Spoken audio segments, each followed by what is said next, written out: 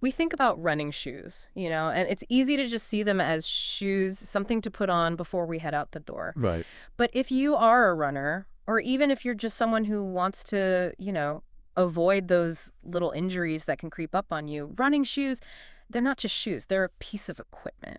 They really are. And it's important, It right? is, yeah. Think about it. Every time your foot hits the ground when you're running, it's absorbing like 3 times your body weight, like boom. That's a lot of force. It's huge. And so how do you manage that impact? Well, that's really where the right running shoe comes in. Exactly. Yeah, it makes a big difference. And, when we talk about the right running shoe, we're going way beyond just how it looks, right? We're talking about how it supports and protects all the complex stuff that's happening in your feet when you run. Yeah, and that's what we're going to get into today. We've got this awesome guide, and our goal is to take you through the world of running shoes, like a deep dive. So by the end of this, you'll know exactly what to look for, what's important to you, because what works for one person might not work for another. Absolutely. So we're going to break it all down. And the goal really is to make sure that you end up with a pair of shoes that feel great, that help you run better, and most importantly, that help you stay injury-free. That's the key. Yeah, and we're going to cover a lot of ground, everything from understanding your own unique foot right down to the nitty-gritty of shoe technology, what they're made of, how it all works. Yeah, there's a lot to unpack. I'm feeling a little overwhelmed just thinking about all the different options out there, the different types of shoes. Where do we even begin with all of this? Well, a great place to start is actually with your own 2 feet. We need to understand how they work, particularly the structure of your arch and how your foot moves when you run, which is something called pronation. Okay, so the arch, for those of us who maybe haven't thought about it too much, that's the curve on the inside of your foot. What's its main job? So the arch, you can think of it almost like a natural shock absorber or a spring. Yeah. It's crucial for cushioning the impact when your foot hits the ground, and then it provides the energy to propel you forward for the next step. Okay, so kind of spreads and recoils. Exactly. It does that with every step. I get it. So there are like different kinds of arches, right? You're right. Not all arches are created equal. What are those different categories? Yeah, we generally talk about 3 main types of arches. You have low arches, which are sometimes called flat feet. Then you have medium, or what people call normal arches. And then you have high arches. Okay, so let's start with those low arches. What we need to know about those. Well, if you have low arches, when you stand, you'll probably notice that most or all of the bottom of your foot is actually making contact with the ground. And people with low arches, they tend to overpronate, which means their foot rolls inward a bit too much when they're running. And importantly, there are 2 kinds of low arches. Some low arches are flexible. It could be muscle weakness causing that. But some low arches are just a rigid part of the structure of your foot, which is important to know because it affects what kind of shoe you need. Okay, so for those folks with low arches, what type of running shoe should they be looking at? Usually stability shoes are a good option. They've got extra support built right into the arch to control that inward roll. And if the overpronation is more pronounced, they might even need motion control shoes, which offer maximum support. All right, so stability or motion control for low arches. What about those with medium or normal arches? How's that different? So if you have medium arches, imagine doing a footprint test. Wet your foot, step on a piece of paper. You'll probably see about half of the arch area filled in on that footprint. And these arches are generally pretty strong and flexible, good at absorbing shock. They tend to have what's called neutral pronation, which means their foot rolls inward in a controlled way. It's kind of the sweet spot. Okay, so good balance. Everything's working pretty efficiently there. What kind of shoe is best for someone with a medium arch? Well, they've got some options. They could go with stability shoes for a little bit of guidance, or they could go with neutral shoes, which focus on cushioning without that extra structural support. Got it. Options. And then lastly, we have the high arches, right? What makes them stand out? High arches, yeah, if you did that footprint test, you'd see just a thin line connecting the heel to the forefoot. These arches tend to be more rigid, not as much natural shock absorption, which can put extra stress on your ankles, shins, knees. And they often underpronate, which is also called supination. And that means their foot rolls outward or doesn't roll inward enough. Okay, so less inward movement with the high arch. What's the shoe recommendation there? Typically, neutral shoes with plenty of cushioning. This helps compensate for that reduced shock absorption. And because high-arched folks often land more on their forefoot, extra cushioning in that area can really help. All right, that makes sense. So we've got our 3 main arch types, and we've talked about which shoes generally work best with each. Now, you keep mentioning this word pronation. Can we break that down a bit more? What exactly is pronation? Sure, so pronation is that natural inward roll of your foot and ankle as you run. Like when your foot hits the ground, it kind of rolls in towards the arch, and it's your body's way of absorbing the impact and adapting to the surface you're running on. Okay, so as shock absorber, it's how we adjust to the surface. And just like with arch types, there are different types of pronation, right? Right, there are three: neutral pronation, overpronation, and underpronation, which is also known as supination. Okay, let's walk through each of those, starting with neutral. What's happening there? With neutral pronation, your foot usually lands on the outer edge of the heel, then it rolls inward in a controlled way about 15 degrees. This distributes the impact nicely, spreads your weight evenly across your foot, and when you push off, it's an even push from the front of your foot. And as we said, medium arches often have neutral pronation. Sounds like the body working as it should, nice and efficient. Now, what about overpronation? We talked about it with low arches. Yeah, so overpronation, that's when your foot rolls inward excessively, more than 15 degrees. It puts a lot of stress on the inner side of your foot and ankle, and you tend to push off mainly from your big toe. And as we mentioned, low arches often go hand in hand with overpronation. And unfortunately, this can lead to a bunch of problems like shin splints, plantar fasciitis, bunions, heel spurs, all sorts of things. Oof, those don't sound fun at all. And then the last one, underpronation or supination. What's going on there? So underpronation is the opposite of overpronation. Basically, your foot doesn't roll inward enough, less than that 15 degrees. So the impact stays focused on the outer edge of your foot, and you push off mostly from your outer toes. This is common with high arches, and because you're not absorbing shock as effectively, it can also lead to injuries, things like stress fractures, shin splints, ankle strain. Okay, so we've really broken down how our feet move and the potential problems that can arise. Now, for those of us listening, how can we actually figure out our own arch type and pronation? Are there ways to assess this at home? Yeah, absolutely. There are a few self-assessment techniques you can try. For arch type, there's the classic wet foot test. You wet the sole of your foot and step onto a piece of paper or a dark surface, and the shape of the footprint will give you an idea of your arch height. Full footprint means low arches, half filled in means medium arches, and a thin line means high arches. Okay, simple enough. What else can we look at ourselves? Well, take a look at your old running shoes. See where they're worn down. Even wear means you probably have a neutral arch and pronation. More wear on the inner side suggests low arches and overpronation, and wear on the outer edges suggests high arches and underpronation. Another thing is to look at your worn shoes from behind. If the heel tilts inward, it could be overpronation. If it tilts outward, could be underpronation. You can also find questionnaires online, or some pharmacies have those machines that give you a basic footprint analysis. Okay, so some DIY ways to get a general idea. But you mentioned professional gait analysis too. What's that all about, and why is it more accurate? Yeah, so for the most accurate assessment, a professional gait analysis is really helpful. They do this at a lot of specialty running stores. They have you run on a treadmill while they film your feet and legs. Then they slow down the footage and analyze every little movement, so they can see exactly where your foot strikes, how much it rolls, how you push off. And based on that, they can give you really specific recommendations for the right type of shoe for your unique biomechanics. And some stores are even using 3D foot scanners now to get super precise measurements. So while the at-home stuff can give you a starting point, professional analysis takes it to a whole new level. Yeah, I imagine it picks up on things that we wouldn't even notice. All right, so once we have a good understanding of our feet, what about the running shoe itself?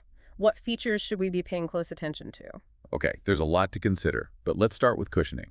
Cushioning, the thing that makes those long runs a little less brutal. Exactly. So where is the cushioning in a shoe? It's mainly in the midsole, that layer between the outsole, which is the bottom, and the upper, which is the part that wraps around your foot. And the midsole's job is to absorb the shock when your foot hits the ground, which basically saves your legs and joints a lot of grief. And shoes come with different levels of cushioning to suit different runners, different distances, different needs. Okay, so what are the different levels of cushioning I might come across? You'll typically see categories like minimal cushioning. Those shoes are all about that ground feel, feeling the surface, really popular with folks who like a very natural running experience. Then there's traditional cushioning, kind of the middle ground, good all-around cushioning for various distances. Then you have overcushioned shoes, which are like a balance between comfort and performance, lots of protection, but still some springiness. These are popular for daily training. And finally, you have maximum cushion shoes, all about impact reduction, great for ultra runners or if you just want the most comfortable ride possible, especially over really long distances. Okay, so we've got minimal, traditional, over-cushioned, and maximum cushioning.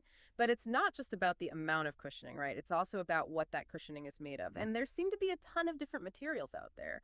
Oh yeah, absolutely. The midsoles are made from all sorts of different foams, each with its own personality, you could say. Got EVA or ethylene vinyl acetate, that's a common one. Lightweight, soft, decently durable. And a lot of brands have their own special versions of EVA, like Hoka, Asics with their Flight Foam, and FF Blast, Brooks DNA Loft. Then there's TPU, thermoplastic polyurethane, a bit tougher, better energy return than standard EVA, but a bit heavier. Adidas Boost and New Balance Fuel Cell are good examples of TPU. Then there's PEBA, polyether block amide. This one's super light, awesome energy return. Makes it great for racing shoes, but not as durable, and usually pricier. Nike ZoomX and Saucony PW or R-Run PB are PEBA-based. You have TPE, thermoplastic polyester elastomer, a good combo of softness and durability. Think Adidas Lightstrike Pro. Asics is known for using gel, especially in the heel, for targeted shock absorption. And then there's the classic Air, which Nike used a lot, though it's not as common in their top performance models anymore. And some brands, like Brooks with their DNA Loft V2, are even infusing nitrogen into the foam to make it lighter and more responsive. Wow, that's a lot of foam. So for those listening who might be feeling overwhelmed by all the different types, is there a simple way to think about these categories? Yeah, I mean, think of it this way. EVA is like your solid everyday option, good balance. TPU is a bit more springy and lasts longer. PEBA is like the race car, super light, high performance. Okay, that's helpful. So at the end of the day, the best choice depends on the individual, right? Absolutely. It depends on how much you run, how intensely you run, how your foot strikes the ground, your weight, and what feels good to you. Some people want to feel the ground more, some want more cushioning. It's all about finding what works for your body and your goals. Makes sense. So we've got cushioning as a key factor. What's next on our running shoe checklist? Next up, we have fit. And this one is non-negotiable.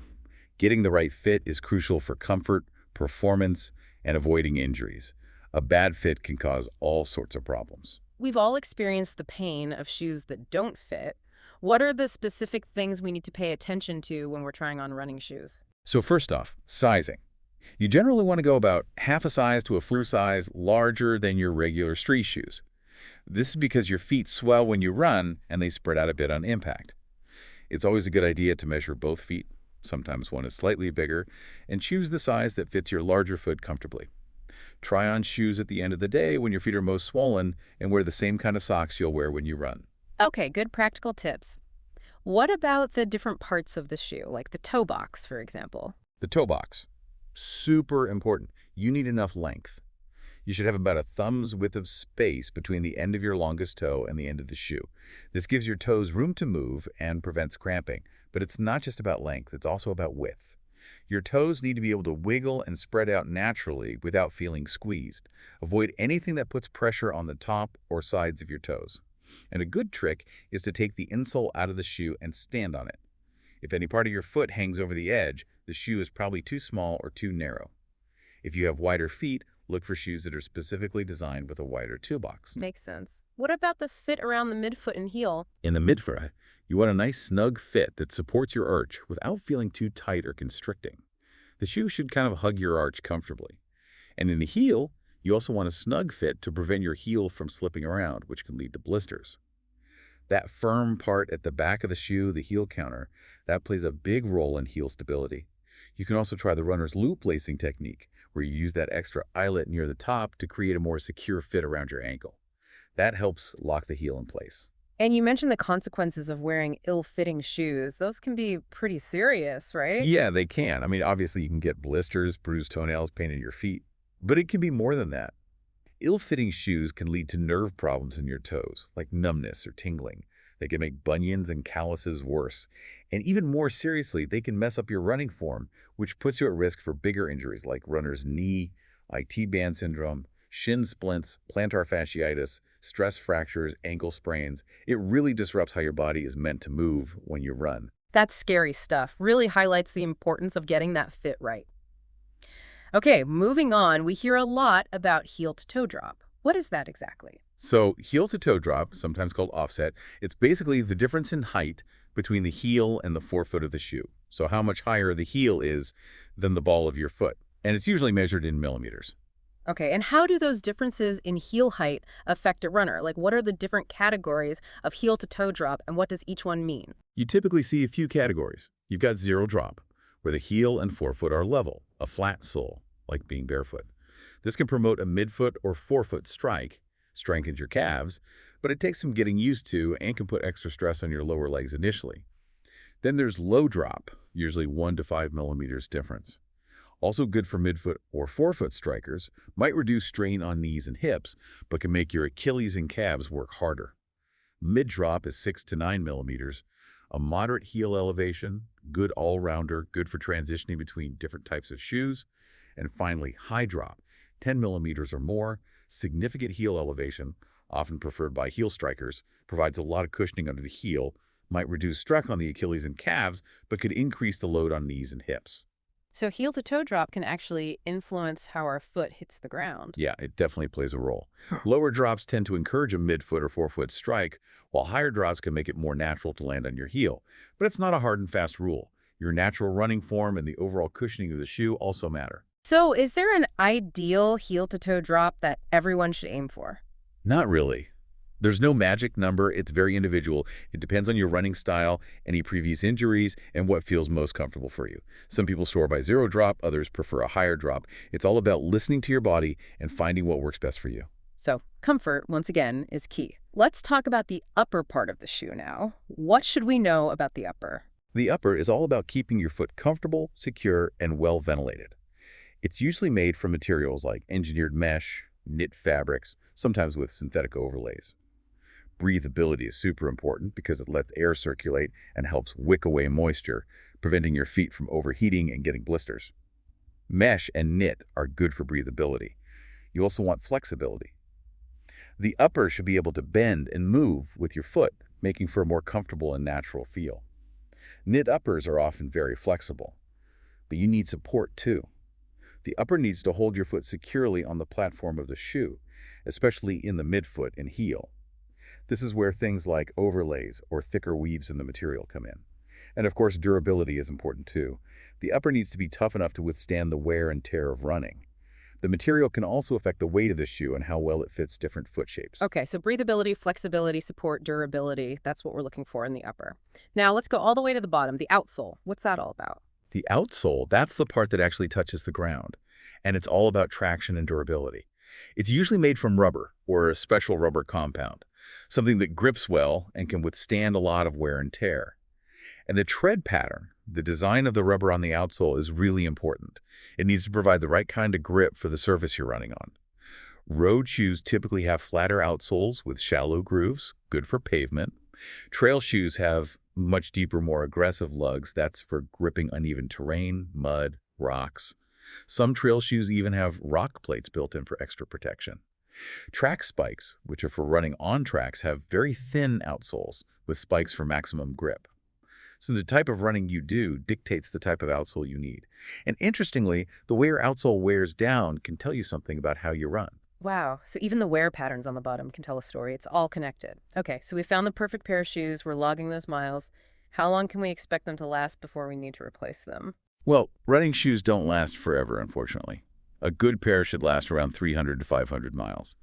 But that can vary depending on a few things. Your weight, heavier runners put more stress on the cushioning, the surfaces you run on, hard surfaces wear shoes out faster, your running style and foot strike. Some styles are harsher on shoes than others, and of course the quality and construction of the shoe itself. All right, so what are some signs that it's time to retire our trusty running buddies and get some new ones? There are a few telltale signs. First, look at the outsole. If the tread is worn down, especially where your foot strikes, you're losing traction, and that could be dangerous. You don't want to be slipping around. Then, feel the midsole. If it feels flatter, less cushioned, less springy than it used to, that means the midsole is compressed, and it's not absorbing shock as well anymore. Even if the outsole looks okay, a worn-out midsole means it's time for new shoes. Also, look for uneven wear patterns. That can indicate a loss of support. And of course, any obvious damage like holes, tears, the sole separating from the upper, those are clear signs that the shoe has had it. And maybe the most important sign, if you start getting aches and pains that you didn't have before, especially in your legs or feet, even if the shoes look okay, it's probably time for a new pair. Your body is telling you something. And a good tip, keep track of your mileage. Use a running app or a website to log your runs. That way you'll know when you're getting close to that 300 to 500 mile mark. Replacing your shoes before they're completely trashed can help prevent injuries. That's a good tip because honestly, who actually remembers how many miles they've run in a pair of shoes? Okay, we've covered a lot in this deep dive. We've gone from understanding our feet to understanding shoes to understanding when to say goodbye to those shoes. We have. And the big takeaway here is that choosing the right running shoes, it's not one size fits all. It's really personal. You need to know your feet, your arch type, your pronation. And then you need to know what you're looking for in a shoe. The cushioning, the fit, the heel to toe drop, the materials, the outsole. It's about matching the shoe to your needs and preferences. So definitely not as simple as just grabbing the first pair that looks cool. Right, exactly. But by understanding all these things, you're in a much better position to choose the right shoes for you. And that can make a huge difference in how much you enjoy running, how comfortable you are, and whether you stay healthy. Absolutely. So any final words of wisdom for our listeners as they head out to find their perfect running shoes? I'd say take what we've talked about today and use it. Do a self-assessment of your feet. And if you can, go get a professional gait analysis. It's worth it. And most importantly, remember, the best running shoe is the one that feels best on your feet and lets you run without pain. Listen to your body. This has been a fantastic conversation. Really makes you appreciate how all those little details in shoe design can make such a big difference. And it kind of gets you thinking, beyond just performance and injury prevention, how do those little differences in our shoes change the way we move, how we interact with the ground, how we experience running itself? What other subtle things are we overlooking when it comes to movement and our well-being? It's something to ponder. It is. Thanks so much for joining us for this deep dive. We'll see you next time.